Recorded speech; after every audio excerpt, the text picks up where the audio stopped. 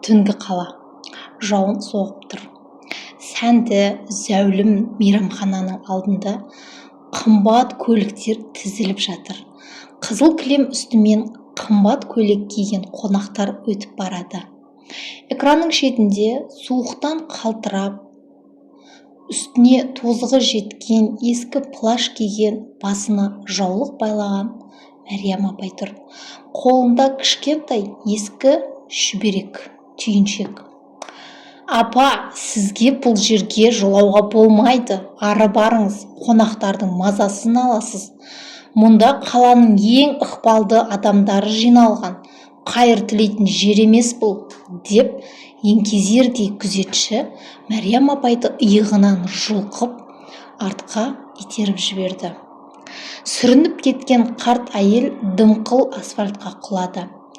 Қолындағы ескі түйіншегі сөгіліп, ішінен баланың тоқылған шұлығы, ескірген, сарғайған сурет пен кішкентай ойыншық машина жан-жаққа шашырап кетті.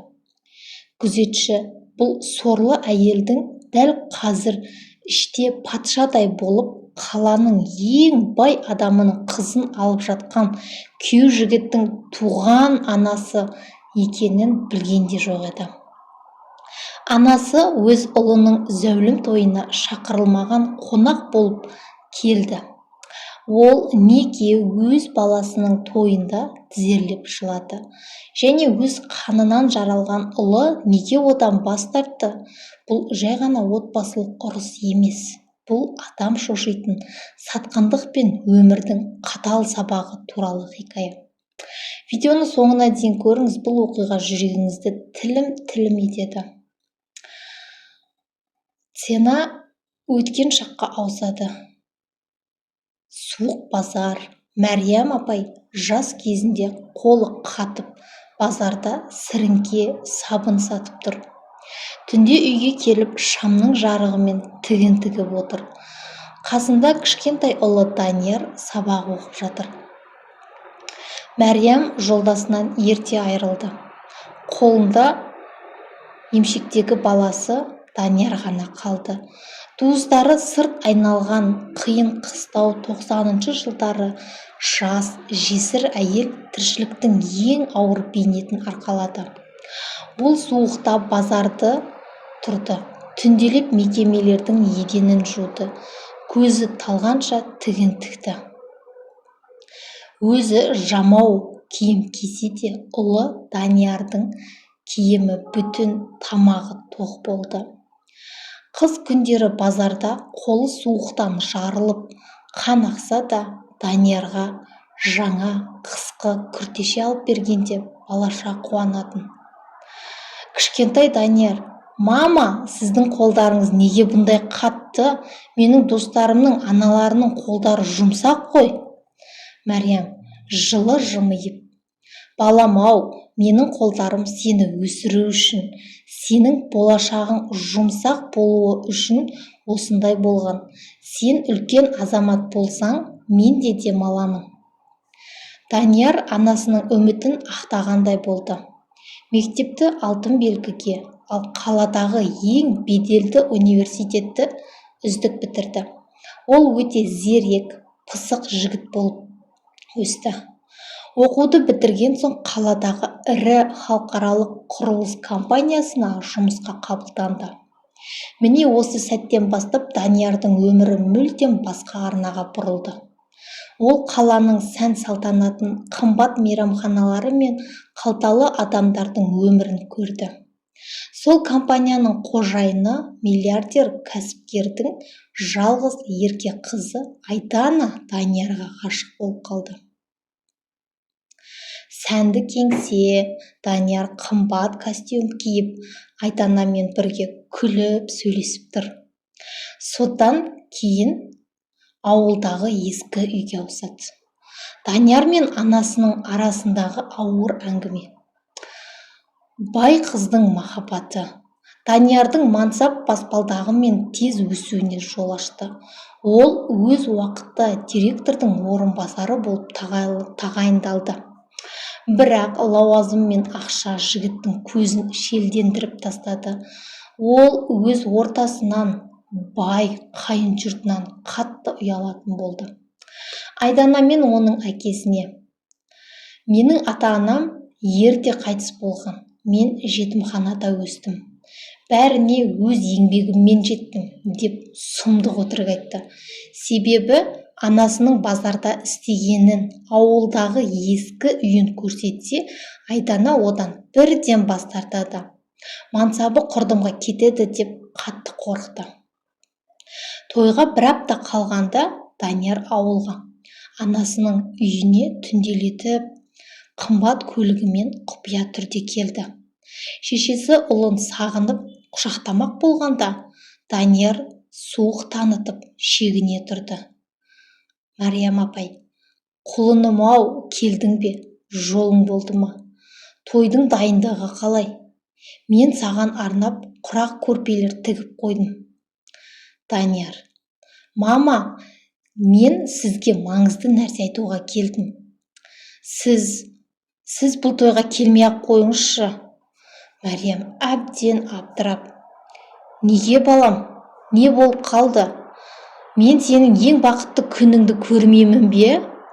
Данияр ызаланып: мама, түсініңізші, менің қайын жұртым қаланың ең бай адамдары. Мен оларға жетіммін деп айтқанмын. Егер сіз осы тозған киіміңізбен, жарылған қолдарыңызбен келетін болсаңыз, менің бүкіл өмірім, мансабым, бизнесім құриды. Достарым мені мазақ қылады. Міне сізге ақша, үйде отырыңыз. Мені масқара қылмаңызшы, деп Данияр ашулана сөйледі. Мәриям апайдың төбесінен жай түскендей болды. Туған ұлы, көз жасымен өсірген жалғызы одан намыстанып тұр еді. Ана үндеген жоқ. Көз жасы тамып үстелдегі ақшаға қарады да: бақытты бол балам, деп бөлмесіне кіріп кетті. Данияр ақшасын қалдырып, зымырап қалаға қайтып кетті. Мәриям апай жерде жатыр. Мейрамхананың есігі ашылып, ішінен күйеу жігіт Данияр мен Айдана және оның әкесі шығады.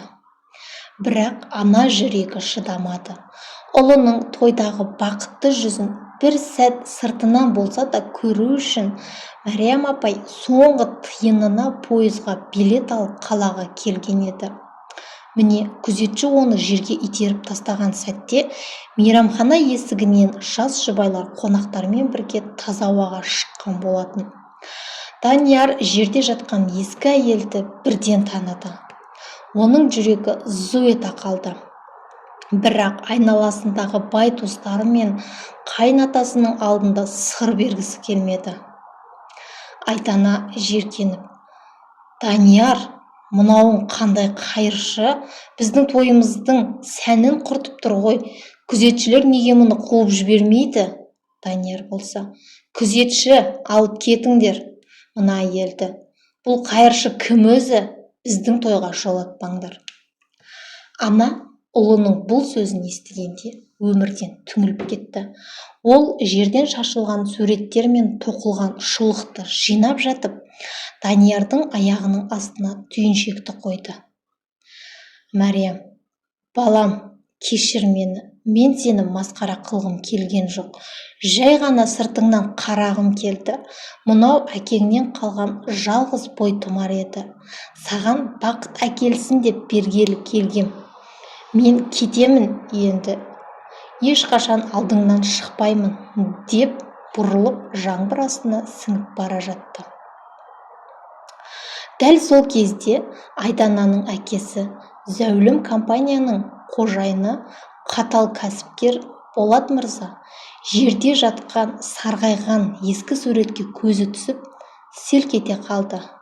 Ол жүгіріп барып суретті қолына алды. Суретте Мәриям апай, оның жас кезіндегі жолдасы Нұрлан және артқы фонда дәл осы Болат мырзаның жас кезі тұр еді.